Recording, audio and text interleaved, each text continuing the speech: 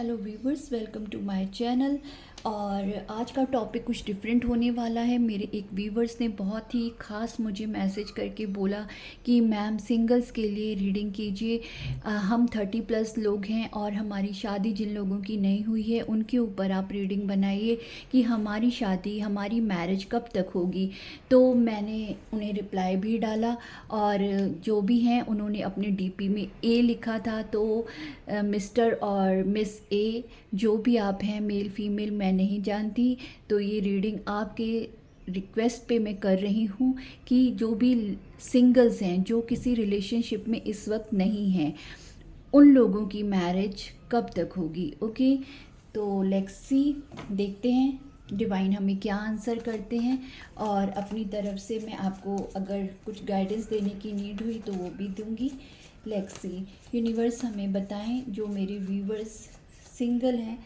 ज़रूरी नहीं है कि 30+ हैं, अगर आप तो ही आपको देखना है कि आपकी शादी कब तक होगी। अगर आप 30+ नहीं भी हैं और मैरिज करना चाहते हैं तो भी ये रीडिंग आप कंसीडर कर सकते हैं अपने लिए।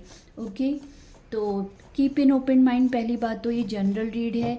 इसके लिए अगर कोई अलग अलग चीज़ें होती हैं, कई बार हमारी ग्रहचारी का दोष होता है, मंगल की दशा होती है, किसी और ग्रह की दशा होती है जिसके वजह से भी मैरिज डिले होती है।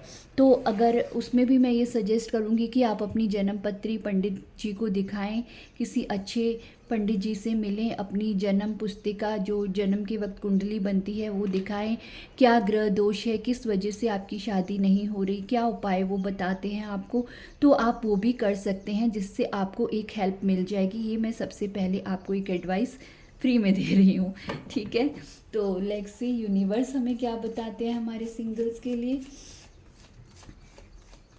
कब तक होगी मेरे सिंगल्स की मैरिज, डिवाइन प्लीज़ बताइए। ओम नमः शिवाय। जय माँ पार्वती, जय माँ गौरी। आज हम गौरी माता के नाम से रीडिंग शुरू करते हैं, शिव शक्ति के नाम से, ठीक है। चलिए देखते हैं क्या कार्ड्स आते हैं। 10 of wands, 4 of pentacles,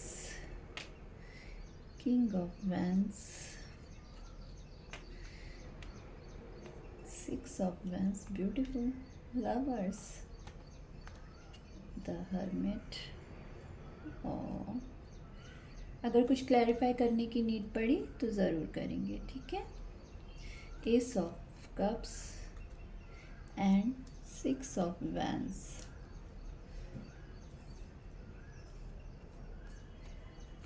bottom की energy 3 of wands. Okay, bottom की एनर्जी में 3 ऑफ वैंड्स निकला है और बॉटम में एस ऑफ वैंड्स की भी एनर्जी है। दो एसेस आए हैं आपकी रीडिंग में। 9 of wands, chariot, queen of pentacles, 7 of cups. Bottom के कार्ड बहुत ब्यूटीफुल हैं और 3 ऑफ कप्स बहुत ही ब्यूटीफुल हैं। मैं ये सब भी आपको बताऊंगी एक एक करके।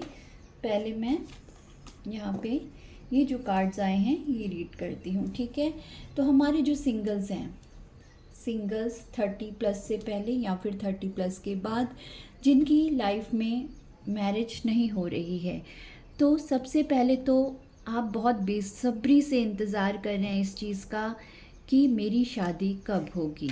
यहाँ पे ये 3 ऑफ वैंड्स के साथ मुझे यहाँ पे ये दिखाई दे रहा है कि आप एक वेटिंग एनर्जी में हैं।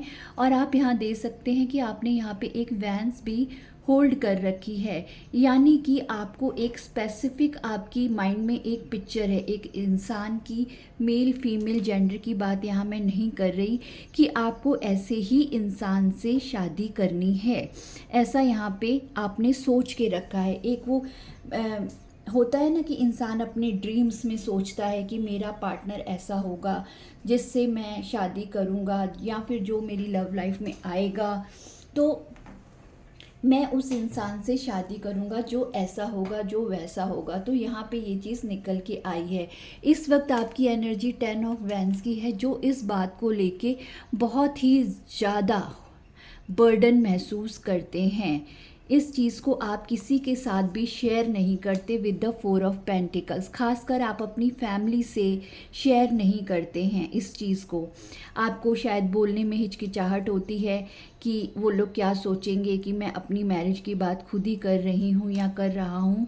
तो आपके अंदर एक झिझक है, जिस चीज़ को आप होल्ड करते हैं, आप शेयर नहीं करते अपनी मॉम से, अपने डैड से या अपने सिबलिंग से।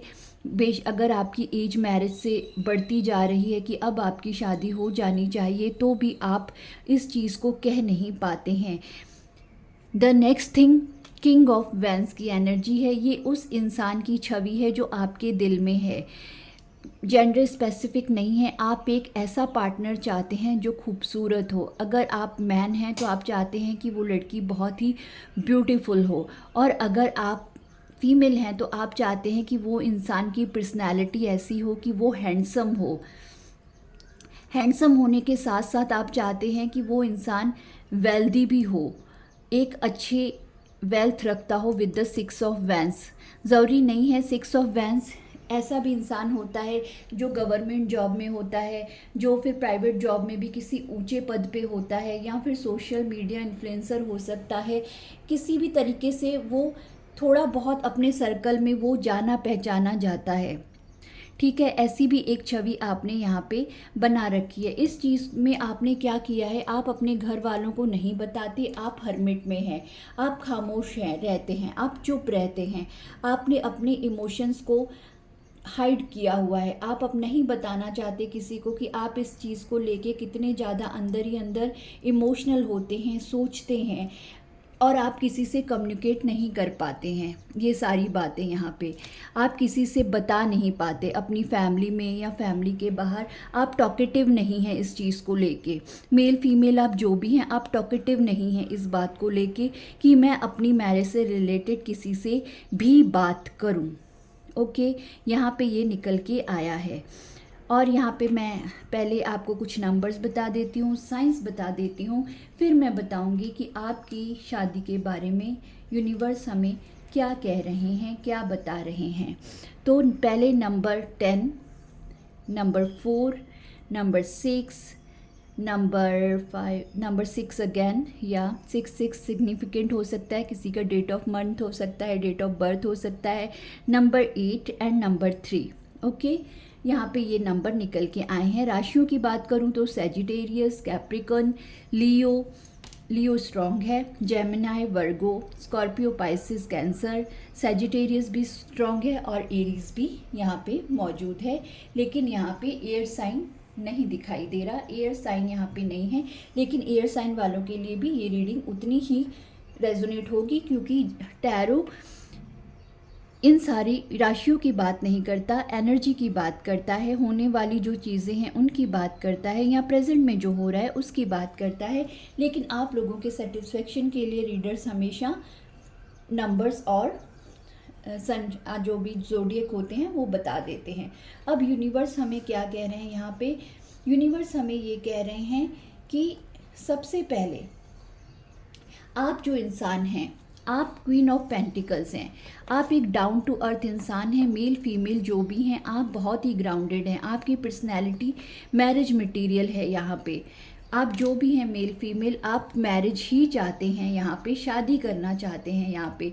लेकिन यूनिवर्स का प्लान कुछ और है आपके लिए। यूनिवर्स आपके लिए एक लवर भेजने वाले हैं आपकी लाइफ में, क्योंकि यहाँ द लवर्स का कार्ड है। ठीक है, यहाँ द लवर्स का कार्ड है जो हमें ये शो कर रहा है कि आपकी ज़िंदगी में बहुत जल्दी कोई इंसान आएगा जिसकी तरफ से आपके पास कम्युनिकेशन आएगी। ठीक है, और लेकिन आपको क्या करना है, आपको अपने गार्ड्स डाउन करने हैं। आपको अपने जो कि दुनिया क्या कहेगी, लोग क्या कहेंगे, किसी को पता लग गया तो ऐसे आपने हाई बाउंड्रीज सेट नहीं करनी है। आपने कम्युनिकेशन करना है विद द 8 ऑफ वैंस। आपने उस इंसान से बात करनी है। ये इंसान आपकी लाइफ में लव प्रपोजल लेके आएंगे, एक पैशनेट न्यू बिगनिंग लेके आएंगे एस ऑफ वैंस के साथ यहाँ पे, और आपको अपने इमोशंस और प्यार भी बताएंगे यहाँ पे। तो आप अगर सोशलाइज नहीं करते तो आपको थोड़ा सोशल होने की ज़रूरत है, आपको थोड़ा सोशल होने की ज़रूरत है। यहाँ पे आप अपने नेचर को बंद करके नहीं रख सकते, हाइड करके नहीं रह सकते। जब तक आप कहीं किसी से मिलेंगे नहीं, तब तक आपको ये सारे ऑप्शंस कैसे मिलेंगे। यूनिवर्स आपको आने वाले टाइम में और भी ऑप्शंस देने वाले हैं। 7 ऑफ कप्स की एनर्जी है, जिसमें से एक इंसान जो आपको पसंद आएगा with the night of cup, और उस इंसान को भी आप पसंद आएंगे और वो धीरे धीरे आपकी तरफ आगे बढ़ेगा अपना लव प्रपोजल लेके, क्योंकि उस इंसान को आप बिल्कुल मैरिज मटेरियल लगेंगे। ये अपने ऑप्शंस एक्सप्लोर करता हुआ आपकी तरफ आएगा और आपको अपनी लव लाइफ के लिए कंसीडर करेगा। इस इंसान के पास ऑप्शंस की कमी नहीं होगी। मेल फीमेल जो भी हो, जेंडर आप अपने हिसाब से ले लीजिए। ये इंसान आपकी तरफ बढ़ेंगे। मैं ये नहीं कह रही कि हो सकता है कि ये इंसान आपकी फैमिली के थ्रू भी आ सकते हैं, हो सकता है आपकी फैमिली इस इंसान को आपको दिखाए, जैसे वो बिचौले होते हैं ना, आई डोंट नो क्या कहते हैं, वो बताते हैं घर में आके कि रिश्ते हैं, फोटोज़ दिखाते हैं नॉल। तो वो भी यहाँ पे सिनेरियो कुछ लोगों के लिए हो सकता है, और कुछ लोगों के लिए हो सकता है आपको इस खामोशी से निकलना होगा। सबसे पहले आपको अपनी ये हर्मिट की खामोशी तोड़नी होगी। आपको ये बर्डन खुद से रिलीज़ करना होगा। और 4 ऑफ पेंटिकल्स जो आप होल्ड करके रखे हुए हैं सब कुछ अपने अंदर, आपको थोड़ा खुलना होगा। जब तक आप खुलेंगे नहीं तब तक कोई चीज़ खुद चल के आपके पास कैसे आएगी। आप मुझे बताएं कि जब प्यास लगती है तो हम मटके तक जाते हैं, हम नलके तक जाते हैं, तो हम अपनी प्यास बुझाते हैं। नलका हमारे तक चल के नहीं आता। अगर हम गांव में हैं तो कुएं में बाल्टी डाल के पानी निकालते हैं। कुआं हमारे घर तक, हमारे झोपड़ी तक चल के नहीं आता। बाल्टी लेके कुएं से पानी निकालना पड़ता है। तो जब तक आप खुद को होल्ड बैक रखेंगे, अंदर ही अंदर टेंशन लेते रहेंगे, किसी से अपने इमोशंस आप शेयर नहीं करेंगे, आप एक खामोशी की चादर ओढ़ लेंगे, तो तब तक ये काम कैसे बनेगा। आप मुझे बताएं। आप अपने पेरेंट्स को, अपने सिबलिंग्स को, अपने बड़े भाई को, अपनी बहन को, जब तक आप ओपनली ये कहेंगे नहीं कि मैं मैरिज करना चाहती हूँ या चाहता हूँ, आप मेरे लिए रिश्ता देखो, I am interested now, I want to settled, मैं सेटल होना चाहता हूँ या चाहती हूँ, तो तब तक वो चीज़ कैसे होगी। ओके, मे भी कुछ लोगों के पेरेंट्स देख भी रहे हों, मैं सबके लिए नहीं कह रही, जनरल कलेक्टिव रीडिंग है, लेकिन कुछ लोग यहाँ पे खामोश हैं, कुछ लोग होल्ड किए हुए हैं, सिर्फ अंदर ही अंदर सोचते रहते हैं, बर्डन लेते रहते हैं, और वो खामोश हैं, बस अंदर बर्डन लेते हैं, बाहर कुछ भी शो नहीं करते। तो ये उन लोगों के लिए मैं यहाँ पे ये आपको गाइडेंस दे रही हूँ। फिर आपके जीवन में ये विक्ट्री आएगी, ये सक्सेस आएगी। द चैरियट की भी एनर्जी है। चैरियट ये बताता है जो ये इंसान आपकी लाइफ में आएंगे ये आपसे थोड़े डिफर होंगे, मतलब अपोजिट। जैसे आप देख सकते हैं ब्लैक और वाइट, और हमेशा अपोजिट ही एक दूसरे को अट्रैक्ट करते हैं। एक यहाँ पे ब्लैक है और एक यहाँ पे वाइट है। तो हो सकता है कि कुछ लोगों के लिए आउटकास्ट मैरिज भी यहाँ पे हो सकती है। आप दोनों का लैंग्वेज अलग हो, या शहर अलग हो, या आपको आउट ऑफ इंडिया जाना पड़े इस इंसान के साथ। चैरियट बहुत सारी चीज़ों को दिखाता है। चैरियट अथॉरिटी को भी दिखाता है। कुछ लोगों के लिए जिनकी शादी होगी वो इंसान बहुत ही हाई पोजीशन, हाई पावर वाले होंगे, मेल फीमेल जो भी हों। जेंडर मैं बार बार कह रही हूँ, जेंडर आप अपने हिसाब से ले लीजिए। तो आप के लिए एक अच्छा इंसान, एक अच्छा रिश्ता यूनिवर्स भेजेंगे, जहाँ पे सक्सेसफुली आपकी मैरिज इस इंसान के साथ होगी। 2 ऑफ कप्स की भी एनर्जी है यहाँ पे। इक्वल गिव एंड टेक होगा इस रिश्ते में, विक्ट्री आएगी इस रिश्ते में, अच्छी सक्सेसफुल रिश्ता बनेगा आपका इस इंसान के साथ। ओके, तो यहाँ पे ये निकल के आया है। लेकिन आपको 7 ऑफ सोर्ड्स की भी एनर्जी है, और बॉटम में 5 of vents with the hierophant भी है। सी, तो ये कार्ड्स हमें क्या कहते हैं, ये कार्ड्स हमें कह रहे हैं कि आपकी मैरिज होगी। ये मैरिज का भी कार्ड होता है और स्पिरिचुअल अवेकनिंग का भी कार्ड होता है, लेकिन थोड़ा समय लगेगा, क्योंकि यहाँ पे व्हील ऑफ फॉर्चून की एनर्जी द हेरोफेंट के साथ आई है।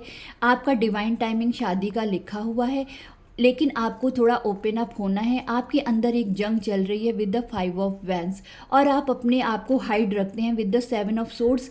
आप अपना रियल सेल्फ किसी को नहीं दिखाते हैं। आपकी क्या डिज़ायर है, आपके क्या सपने हैं, आप क्या चाहते हैं, ये चीज़ आप सब कुछ हाइड करते हैं विद द 7 ऑफ सोर्ड्स यहाँ पे, और विद द 5 ऑफ वैंस। अंदर ही अंदर एक दिमाग की जंग है आपके अंदर। तो यूनिवर्स आपको कह रहे हैं कि ये सब करने के बजाय आप थोड़ा पूजा पाठ में मन लगाएं, और अपना समय आने का, मैरिज का समय आने का आप यहाँ पे वेट करें। मैं आपके लिए गाइडेंस कार्ड भी निकालूंगी, और उससे पहले मैं आपको एक रेमेडी बताती हूँ, अगर आप करना चाहें तो, क्योंकि ये आजमाई हुई रेमेडी है, किसी के द्वारा की हुई रेमेडी है, तो मैं आपको बताती हूँ कि आप अगर करना चाहें तो इट्स टोटली अपॉन यू। ये जनरल कलेक्टिव रीडिंग है, आप इसको किसी पंडित जी से पूछ के करनी चाहिए या नहीं करनी चाहिए, फिर भी इसको कर सकते हैं, अपने डाउट क्लियर करके कर सकते हैं। तो आपको करना क्या है, आपको अगर आप चाहते हैं आपकी शादी बहुत जल्दी हो जाए, जल्द से जल्द हो जाए, तो सोमवार के दिन, हर सोमवार के दिन लगभग आप समझ लें कि नहीं नहीं करके 16 सोमवार आप कर लें। जैसे कहा जाता है कि 16 सोमवार शिव जी के होते हैं, उसी तरह 16 सोमवार आपको क्या करना है, आपको सुबह उठना है। हर सोमवार सूर्य उदय होने से पहले आपको स्नान करना है और आपको एक पवित्र नया जोड़ा कपड़े का खरीदना, सफ़ेद रंग का। चाहे आप मेल हैं फीमेल हैं तो आप सलवार कमीज़ ले लें, और अगर आप मेल हैं तो कुर्ता पजामा ले लें। सफ़ेद कपड़े आप धारण करें नहा के, और एक आप सफ़ेद आसन लेके आइए। सफ़ेद आसन भी सफ़ेद होना चाहिए, और एक गायत्री माता की मूर्ति अपने सामने छोटी सी फ़ोटो रख लें, और रुद्राक्ष की माला पे आप गायत्री मंत्र का जप करें 1 घंटे तक। तकरीबन अगर आपको ऑफिस जाना है तो आप 30 मिनट्स कीजिए, 40 मिनट्स कीजिए। अगर आप कर सकते हैं पूरा 1 घंटा तो पूरा 1 घंटा कीजिए। और उसके बाद आपको क्या करना है, जैसे ही आपका वो समाप्त हो जाएगा, आपकी वो पाठ समाप्त हो जाएगी, उसके बाद आपने नज़दीक के किसी भी शिव मंदिर में जाना है जहाँ पे गौरी माता की फ़ोटो होगी, गौरी माता की तस्वीर होती है शिव जी का, जहाँ पे हम जल चढ़ाते हैं शिव जी के शिवलिंग पर, वहाँ हमेशा माँ पार्वती विराजमान होती हैं। तो वहाँ माँ पार्वती के आगे आपको श्रृंगार चढ़ाना है। श्रृंगार में क्या आता है, श्रृंगार में आप कोई भी 5 चीज़ें ले सकते हैं। नेल पॉलिश ले लीजिए, लाल चूड़ियाँ ले लीजिए अगर आप फीमेल हैं तो, और अगर आप मेल हैं तो जाके शिव जी को जल चढ़ा दीजिए और हाथ जोड़ दीजिए। श्रृंगार का सामान जेंट्स को चढ़ाने की ज़रूरत नहीं है, ये फीमेल्स को चढ़ाना है। ओके, मैं क्लियर कर दूं, पता लगा मेल भी जाके वहाँ श्रृंगार चढ़ा रहे हैं। तो मेल को जाके शिव जी के दर्शन करने हैं और सिर्फ जल चढ़ाना है, और फीमेल्स को वहाँ पे 5 वस्तुएं माँ गौरी को वहाँ पे अर्पित करनी है। नेल पॉलिश, मेहंदी, लाल चूड़ियाँ, बिंदी, और एक कोई भी आप सामान ले लें जो श्रृंगार में आता है, छोटी सी लाल चुनरी ले लें जैसे। तो ऐसे करके 5 वस्तुएं श्रृंगार की, या सिंदूर की डब्बी ले लें, ठीक है, बेस्ट। तो ऐसे 5 चीज़ें आप ले जाके हर सोमवार नहा के, सफ़ेद वस्त्र पहन के, गायत्री मंत्र का पूजन करके, फिर आपने अगर बिना चप्पल के हो सकता है, नज़दीक है मंदिर तो बिना चप्पल के चले जाएं। अगर आप बिना चप्पल के नहीं जाना चाहते तो आप चप्पल पहन के चले जाएं, वहाँ दर्शन करें। दर्शन करके वो सारी चीज़ें, अगर आप गर्ल हैं तो चढ़ा दें अगर आप फीमेल हैं तो सॉरी, और फिर आप वापस आ जाएं, और वापस आके जो भी आपकी रोज़मर्रा की रूटीन है वो आप करें। इस तरह से आप 16 सोमवार कीजिए तो ज़रूर माँ गौरी आपके ऊपर कृपा करेंगी। जो भी इंसान व्हील ऑफ फॉर्चून के साथ आपकी किस्मत में लिखा होगा वो खुद आपके पास विद द चैरियट कार्ड चल कर आएगा। और कुछ लोगों के लिए यहाँ पे मुझे लव मैरिज दिखाई दे रही है, कुछ लोगों के लिए यहाँ पे लव मैरिज होगी। आपको सही समय का वेट करना होगा। आपका लव लाइफ लिखा हुआ है, अरेंज मैरिज नहीं लिखी हुई, लव मैरिज लिखी हुई है कुछ लोगों की यहाँ पे। और कुछ लोग पेरेंट्स के द्वारा शादी में बंधेंगे विद द हेरोफेंट।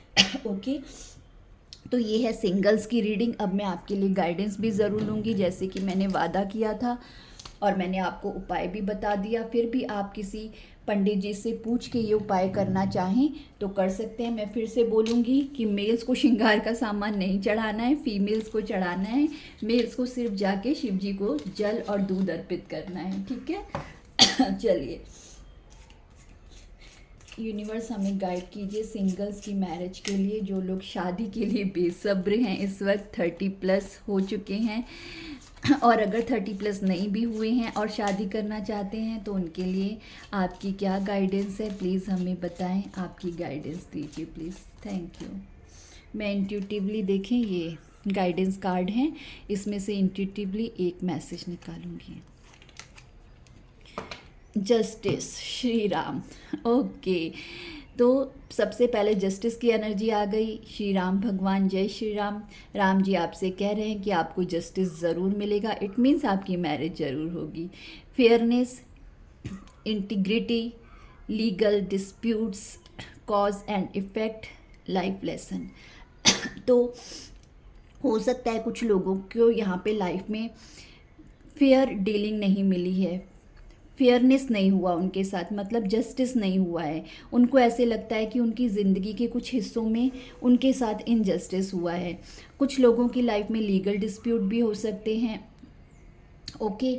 और कुछ लोगों के यहाँ पे जिस वो कॉज की वजह से उनकी लाइफ इफ़ेक्ट हुई है, लेकिन वहाँ पे कुछ आपके लाइफ लेसन थे, लाइफ लेसन। तो जब तक आप वो लाइफ लेसन लर्न नहीं करते हैं तब तक आपको जस्टिस नहीं मिलता है, ये भी यहाँ पे है। क्योंकि जो तराजू होता है, आपने देखा है लिब्रा के इसमें तराजू होता है वो इक्वल होता है, तो जस्टिस भी ऐसे ही होता है। ईश्वर का दोनों तराजू जो है वो इक्वालिटी पे आते हैं। तो मैं नहीं जानती ये मैसेज ईश्वर ने किसके लिए दिया है, किसकी लाइफ में ये सारी चीज़ें हुई हैं, किसको इनजस्टिस मिला है। तो यहाँ पे जस्टिस ज़रूर होगा, श्री राम कह रहे हैं, लेकिन आपको अपना लाइफ लेसन लर्न करने की ज़रूरत है। हर किसी का पास्ट, हर किसी की कहानी तो मैं यहाँ नहीं जानती। मुझे जैसे बोला गया, जैसे मुझे यहाँ पे रिक्वेस्ट आई कि आप सिंगल्स के लिए रीडिंग करें, तो मैंने सिंगल्स के लिए रीडिंग की। हो सकता है आपके कुछ लाइफ लेसन हैं जो अभी आपको सीखना बाकी हैं। हो सकता है अभी आप अपनी मैरिज लाइफ को हैंडल करने के लिए तैयार नहीं हैं। हो सकता है आपके अंदर कुछ फियर्स हैं, तो आपको उन चीज़ों को ख़त्म करना है, अपने अंदर से फियरलेस बनना है ओके। और फेयर भी चलना है। जब तक आप दूसरों के साथ फेयर नहीं चलोगे तो आपके साथ फेयर कैसे होगा। अगर कुछ लीगल डिस्प्यूट चल रहे हैं आपकी फैमिली में तो वो भी सॉर्ट होंगे। श्री राम जी यहाँ कह रहे हैं कॉज एंड इफ़ेक्ट, तो हर चीज़ का एक इफ़ेक्ट आता ही है, आफ्टर इफ़ेक्ट आता ही है लाइफ में। तो यहाँ पे ये श्री राम जी की तरफ से आया है कि जस्टिस ज़रूर होगा और आपको कुछ सीखने की ज़रूरत है। आप देखें आपके लाइफ के किस हिस्से में कुछ ऐसी चीज़ें हैं जो आप ध्यान नहीं दे रहे, जो आपके लाइफ लेसन है। आप यहाँ पे देख सकते हैं, आप इसका स्क्रीनशॉट भी ले सकते हैं और 2-3 बार इन दोनों लाइंस को आप पढ़िएगा। Integrity, legal dispute, cause and effect, life lesson और फेयरनेस। या तो आपने किसी के साथ, कुछ लोगों ने, यहाँ पे मैं सबकी बात नहीं कर रही, फेयरनेस, आपने शायद किसी के साथ ज़िंदगी में कुछ अनफेयर किया है, ओके। तो मैं नहीं जानती, वहाँ पे आपका कोई लाइफ लेसन रहा जो आपने लर्न नहीं किया, तो ये भी हो सकता है। क्योंकि ये जनरल कलेक्टिव रीडिंग है, इससे ज़्यादा क्लैरिटी चाहिए तो आप अपनी पर्सनल पेड रीडिंग ले सकते हैं अपनी मैरिज के बारे में। डिस्क्रिप्शन बॉक्स में मेरा नंबर है, आप मुझे व्हाट्सअप कर सकते हैं और मैं आपको अपॉइंटमेंट दूंगी और आपकी रीडिंग पर्सनली मैं लूँगी, लेकिन वो पेड होती है। तो ये थी आपका रिक्वेस्टेड टॉपिक सिंगल्स की, उनकी लव लाइफ। कुछ लोगों के लिए अरेंज मैरिज है, कुछ लोगों के लिए लव मैरिज है। आपको वेट करना होगा और आपको व्हील ऑफ फॉर्च्यून ऑलरेडी यहाँ आ चुका है, लेकिन आपको बर्डन नहीं लेना, आपको अपने इमोशंस को होल्ड नहीं करना है। अगर आप अपनी फैमिली को नहीं बता रहे कि आप मैरिज करना चाहते हैं तो आपको अपने इमोशंस उनके आगे खोलने होंगे, आपको स्पीकअप होना होगा, आपको बोलना होगा, ओके। ताकि वो आपके लिए देखें, बात करें। आपको अपनी फैमिली को पहले हैंडल करना होगा। चुप रहने से चीज़ें नहीं बनती हैं। हर इंसान अगर मैरिज करना चाहता है तो मैरिज करना उसका हक है। अपनी पसंद की मैरिज करना भी उस इंसान का हक है, क्योंकि ज़िंदगी तो उसे बितानी है, परिवार को तो नहीं बितानी। बाद में जो इंसान अगर दुखी रखेगा तो आप क्या करोगे। फैमिली थोड़ी आती है देखने के लिए, फैमिली विदा करने के बाद बोलती है हमारा हो गया, अब तुम देख लो, तुमको करनी थी हमने करवा दी। तो आपको अपना देखना है, उस इंसान कैसा हो है, आपके लिए परफेक्ट है नहीं है। पहले तो आप बोलो अपने घर पे कि आपको मैरिज करनी है। आप इस तरह बर्डन में मत रहो, आप इस तरह अपने इमोशंस को होल्ड मत करो, ओके। जब तक आप ऐसे करोगे तो कोई क्या समझेगा कि आपको क्या चाहिए। बच्चे को भी दूध चाहिए होता है तो वो माँ के आगे रोता है, तो माँ उसके मुंह में फीडर देती है कि मेरे बच्चे को भूख लगी है, ठीक है। तो आपको ऐसे होल्ड नहीं करना है अपने आप को। तो ये थी आपकी प्यारी सी रीडिंग, आपका रिक्वेस्टेड टॉपिक, ओके। तो आपको इन चीज़ों पे कैसे काम करना है, it's upon you. It's a general collective reading. फिर से कहूँगी, कुछ भी हो उसके लिए आप अपनी पर्सनल रीडिंग लीजिए। Thank you so much.